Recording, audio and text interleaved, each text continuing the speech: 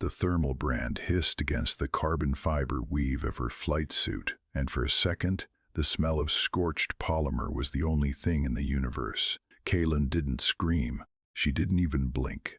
She kept her gaze locked on the High Priest. Even as the golden sigils of the sovereign fleet the wings she had earned over 100 combat sorties curled into blackened ash. They burned the symbols off her chest, but they couldn't burn the stars out of her eyes.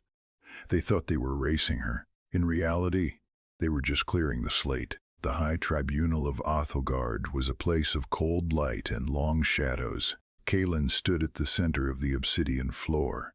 Her boots clicked against the stone, the only sound in a room filled with the heavy breathing of 1,000 spectators.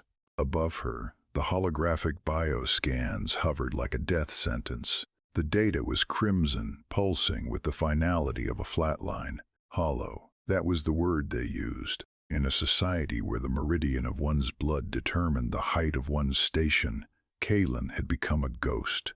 The high priests had combed through her genetic markers, searching for the spark of lineage, the promise of the next generation of elite navigators. They found nothing. No fertile ground, no future. To Edelgard, your blood is a dead end, but Kaylin knew her hands were still a weapon. Truth is, she had expected the law to be cold. She hadn't expected it to have Jackson's face. Commander Jackson stood on the tiered dais, his own medals gleaming under the artificial suns. He was her bond partner of 6 years. They had shared oxygen in failing cockpits and silence in the deep dark between moons. When the elder moved toward him, asking if he would reaffirm their union despite her status as a null, Kaylin let herself breathe.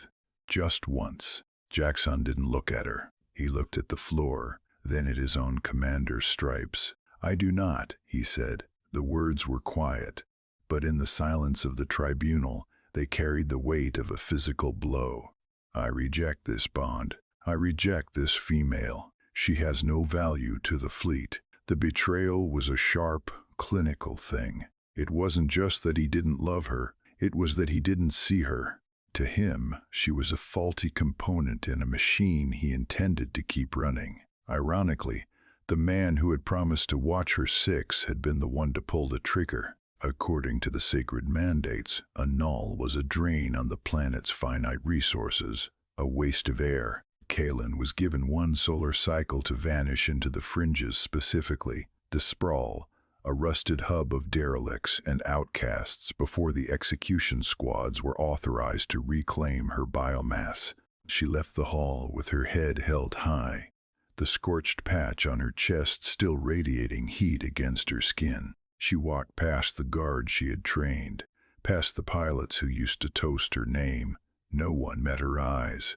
She was a glitch in their perfect biological script. But as she boarded the transport toward the neutral filth of the station, Kaylin felt a strange, terrifying lightness. For the first time in her life, she wasn't carrying the weight of a legacy. The fleet lost a pilot, but the galaxy was about to realize it had gained a rebel. The sprawl tasted of recycled copper and desperate sweat. Kaylin sat in a dark corner of the docking ring, her fingers tracing the jagged edges of the blackened suit where her wings used to be. Every passerby looked away, sensing the stench of exile on her until a shadow fell across her boots. Leo didn't look away. He was a human, short and thick-shouldered, with grease stained deep into the creases of his knuckles. He leaned against a crate, holding out a nutrient pack. He didn't ask about her bloodline or her ancestors. He just saw the way she watched the horizon. "You have the look of someone who knows how to make a ship dance," he said. "I'm a null," Kaylin replied, her voice raspy from the dry station air. "I have no value." Leo laughed, a rough sound that rattled in his chest. "Biology is a script, Kaylin. I decided to write my own ending a long time ago. Out here, we don't care about what's in your veins. We care about what's in your head." The siren cut through his laughter like a serrated blade. It was a low-frequency Howl the Rift Raider war cry.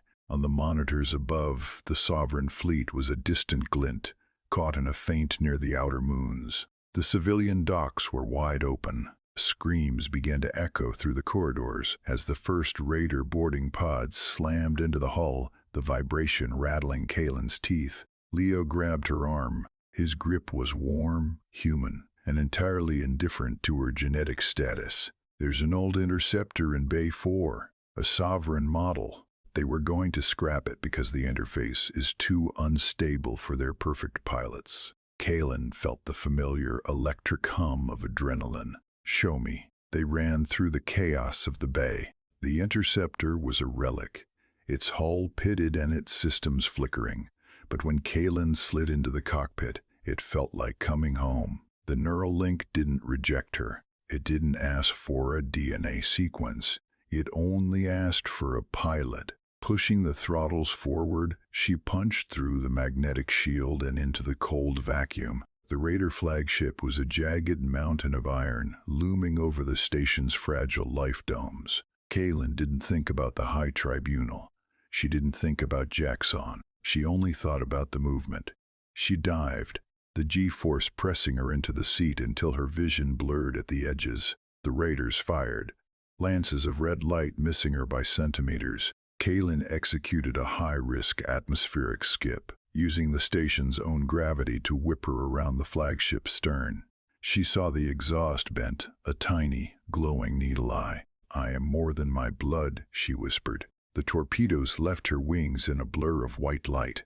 The flagship didn't just explode, it came apart in a silent, beautiful bloom of fire that illuminated the entire sector. When the Sovereign fleet finally arrived to find the threat neutralized by a single unmarked ghost ship, the silence over the comms was deafening.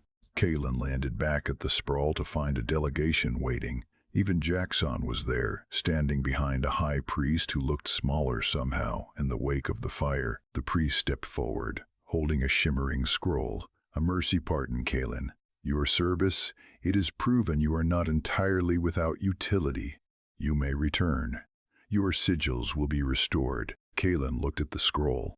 Then she looked at the scorched metal on her chest. She saw Leo standing by the hangar doors, a small coalition badge pinned to his vest. She saw the way the other outcasts looked at her, not with pity, but with a fierce, burning recognition. "Keep your sigils," Kaylin said, her voice steady. "I've found a new lineage, one that's earned, not born." She turned her back on Ethelgard and walked toward the Terran deck. As the twin suns set, casting long amber rays across the station, a group of young refugees stepped off a transport. They looked lost, their eyes downcast, their shoulders marked by the same brand she wore. Kaylin stopped in front of them and held out her hand. "Welcome to the Coalition," she said. "Let's get to work."